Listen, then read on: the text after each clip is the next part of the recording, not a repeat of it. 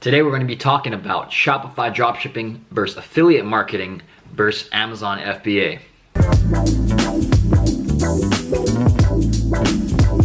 What's happening, guys? Today we are going to do a business model breakdown. Now, today we're going to be comparing 3 business models that I have tried, have done, have been a part of, and a couple of them I'm still a part of right now. So we're going to break them down right now. Those 3 business models again are Shopify dropshipping, number 2 is affiliate marketing, number 3 is Amazon FBA. So with that said, let's hop right into my computer. All right, guys, so we're on my computer here, and we're going to break down these 3 business models. First, the pros and cons. I'm going to tell you the 2 business models that I'm still using and exactly my strategy and what I'm going to be doing in 2018 and beyond. All right, so the first here is Shopify dropshipping. Now, you guys know my YouTube channel. This is mainly what it's known for, and it's mainly what my content is based around. And I want to break this down for you, the pros and cons of dropshipping. All right, so the first is from a mentor of mine, James Schramko, and he calls it owning the race course. And basically, this means you own the customer, right? You own the customer, you own the platform, like the store, it's your online store, right? You're not playing on Amazon's playground, you're not playing on someone else's affiliate offer or something. It is your store, you own the customers, you are the brand owner, right? That is owning the race course, right? You basically own the entire thing, right? It's all yours. So that is pro number 1. And you'll see why that is a pro in a second. But number 2 is you can get up and running very, very fast and quickly, right? This is why dropshipping took off in 2017, especially, is because so many people were going $0 to $1,000 a day in literally days, right? Literally days. So it's super easy to get up and running as long as you have the right training and as long as you take action. Very easy to get your first sale, get your first few sales, get your first 100 sales within days or weeks, right? So it's very, very quick to get up and running. Number 3 is you are building a sellable asset if you do it right, all right? So this goes back to number 1, owning the race course is you own the customer, right? If you're building your email list and you're building this clout with your customers and becoming a reputable company, you don't have to be a big brand. You just have to be a reputable company, right? Your customers are getting their product. You're shipping it to them. You're transparent about what they're getting. You're not scamming them, right?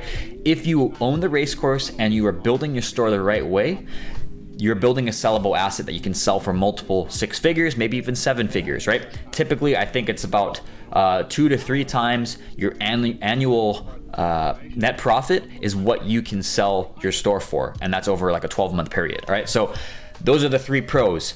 Now the cons. Number 1 is people could say that you might have lower quality products, which is sometimes true, right? If you pick the wrong supplier, if you pick the wrong products, like really cheap bracelets and that kind of stuff, then yeah, you're gonna have some lower quality products. So this can be a con, yeah, definitely. You're also gonna have lower profit margins, right? So dropshipping, it's gonna be sub 50%, and 50% is really pushing it. I have never gone above 40%. So the highest I've gone, actually about 42% is my highest net profit like month. And it can be fairly low, right? I've had as low as maybe 15%, right? It can go even lower than that, right? But there's fulfillment costs, advertising costs, staff costs, right?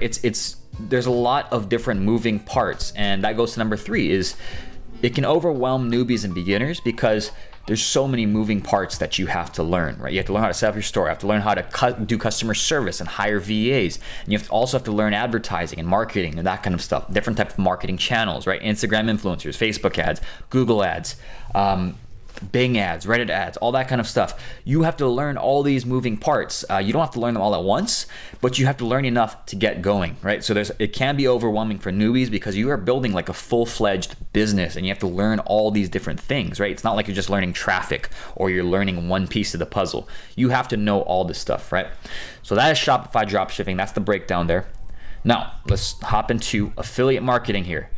Affiliate marketing, if you guys don't know, it's basically you are referring someone to someone else's product, right? You don't have to make the product or anything, and you get a commission after someone buys, right? So let's say I recommend a book to you, I recommend the course to you or something. I get paid a commission if you buy that book or course that I recommended, right? So this is an amazing business model. It's been around forever. Big companies use it. Think about Groupon. Think about, I don't know, tons of affiliate, like Expedia. These companies are massive, right? Like those are, large scale, obviously, affiliate marketing companies. But affiliate marketing is a time-tested, proven model if you do it right. and it's been around forever, right? And people build huge businesses, billion-dollar businesses off of affiliate marketing, right? Now let's go over the pros and cons of each. There's so many ways to do it, but these are just general pros and cons for the industry as a whole. But pros, it is probably the cheapest business model to get started in with the lowest cost of investment or anything like that. Sometimes free, right? I don't ever recommend getting into a business model free and expecting to make a lot of money, because that's just not the way business works. You have to invest money to make money, right? But it is the cheapest business model to get started, right? You can start a YouTube channel and start pumping out content tomorrow, right? And start getting views off of that, and then promote a product that might help the person, right? So it's the cheapest business model to get started, right? Number two is you don't need to source your own products, right? You don't have to create your own product. You don't have to source a product. You just find people who already have amazing products, and you recommend other people to buy it, or you refer them to it. That is number two, and it's very good that you don't have to source your own products in this regard, because you have less moving parts to worry about, right? Which leads to number three. It is probably the most passive income model out there, because there's no customer service, there's no fulfillment, there's no setting up your products, there's no figuring out what's selling. You can simply go to an affiliate manager, affiliate network, ask them what's selling, and sell it to your audience, right? There's affiliate products for literally every audience and niche out there. So once you find something that's working, it is probably actually by far the most passive income model, right? Because you can just have something set up and going and collecting checks for affiliate checks, commissions, and you're not dealing with customer service and fulfillment, all that stuff. The product owner is, right? Now the cons. Number one is it can definitely have slower growth and more time until you see results, right? So for impatient people, this might not be the best unless you're running a lot of paid traffic. It can take a longer time to get going. Like if you have an organic blog set up or YouTube channel or something like that. It's not like dropshipping where you set up some ads and you can make $1,000 a day in 7 days, right? It's definitely harder to get up and going, and it's a slower process, right? But if you're thinking long term, that shouldn't really be an issue. Number two, harder to establish a customer base and repeat buyers. Now, because it's not your product, right? You do not own the race course, right? You don't own it entirely. You are playing on someone else's affiliate offer. You're recommending a customer to someone else's product, which means you can still collect the email, but you don't really own the customer because that wasn't your product, right? So unless you're a badass email marketer or something like that, you're gonna have to get a little creative with it, right? Because it's harder to get repeat buyers because they are buying from a different person, different product owner, right? So yeah, that's number two. Number three is you're building someone else's business, right? And I don't always see this as a con because you're still getting paid for it and you can still get paid a lot of commissions, but you're not, again, you don't own the race course, right? You don't own these customers here. You are referring them to someone else's product or offer, right? So that is affiliate marketing, the pros and cons. I'm gonna tell you in a little bit how I'm using it. And number three, I've also done Amazon FBA. All right, this was back in 2016, and I was successful with Amazon FBA. I sold about 2,000 units of, it was actually kitchen sink faucets and also tumblers, like the Yeti tumblers. But I want to tell you the pros and cons of each from what my experience and what I've seen. But the pros, number one, you get to leverage Amazon's massive buyer marketplace, and it's kind of like influencer marketing, right? Because Amazon FBA or Amazon in general is very trusted, right? Everyone trusts Amazon, which means sky high conversion rates, and you don't have to find traffic, right? You don't need to learn Facebook advertising, Instagram influencers, all that kind of stuff. You can if you want to help boost your sales, but you can already leverage Amazon's organic traffic marketplace because everyone is there to buy, right? Everyone's there to buy. So we just covered number two. Number three is it's fairly passive once you set it up and sales are coming in. You just have to order more inventory, right? Once you have a good product, you have to order more inventory. Now, if you were trying to do the arbitrage model where you're just trying to find 1 million products and make small profits off of each, then that's a little different. But the way I did it was private labeling. And that's what I'm doing this pros and cons on here is Amazon FBA private label. I probably should have put that in the title. But those are the pros of Amazon FBA. The cons, it is longer. The time to get going it's way longer than dropshipping, right? Which is kind of why I stopped doing it. I didn't like sourcing suppliers and products and then waiting months for me to get the product and then start testing and start selling. I love the instant feedback of dropshipping and Shopify and being able to test something the next day and see if it works. And then if it doesn't work, then you take it down, test something else, right? I liked that speed, right? Because money is speed, right? So Con number 2 is you are playing on someone else's playground, right? Amazon's playground. So if they want to increase fees, if they want to change rules on you, if a customer asks for a return, they pretty much always just give it to the customer, and they can change these rules and fees on you at any time, right? So you're playing on someone else's playground. You basically have a boss, because Amazon can just cut your fees in half whenever they want. They can say whatever they want whenever they want, because it's their platform, right? They can kick you off, they can do whatever they want, right? So that's number 2. Number 3 is lower profit margins. This goes back to Shopify and dropshipping, because it's the same type of thing, right? You're gonna have fulfillment costs, you're gonna have customer service costs or VA costs, right? Of people managing your customer service.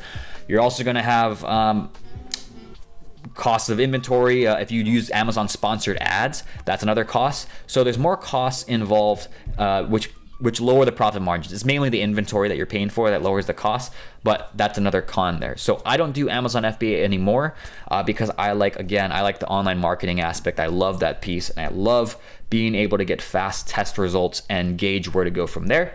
And so I am doing, in 2018 and beyond, I am doing a mixture of Shopify and like e-commerce and dropshipping, and also affiliate marketing. Now, I'm not shiny object shit syndrome. I'm not trying to split these two. What I'm doing is basically combining the two. So I have health supplements, if you guys follow my channel. And what I'm doing is I'm selling people on my supplement products. So I'm owning the race course at that point, right? I own the race course because I own the customer. Now what I do from there on the email backend is I recommend affiliate products, right? So let's say someone bought a brain supplement from me. Maybe I will refer an affiliate cookbook, right? For like the best memory recipes or memory foods to the people who bought the brain book, right? And I don't have to create that information product. That is someone else's affiliate product. So I am combining these two things into one business model, right? I'm promoting on the back end affiliate products after someone has bought from me, so that I own the customer, and then I can promote other products to them to increase and even double my not my average order value, but my average customer lifetime value, and just double my revenue, because I'm getting affiliate commissions on the back end, and also I'm promoting my products on the front end, right? So that is how I'm combining the two. I think that if you want a long-term business model, I think it's smart to promote like complementary products for affiliate marketing, because that's just extra money to you, right? And you don't have to create the product. You just promote stuff that already works with your niche to your audience, right?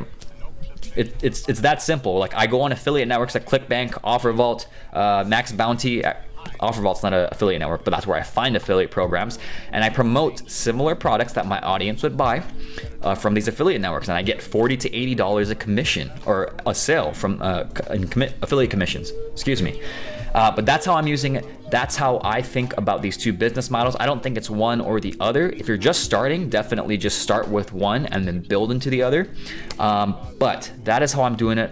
I hope this broke it down for you guys pretty clearly, and I hope this was helpful. So make sure you like, comment, and subscribe if you guys like this, and I'll see you next time.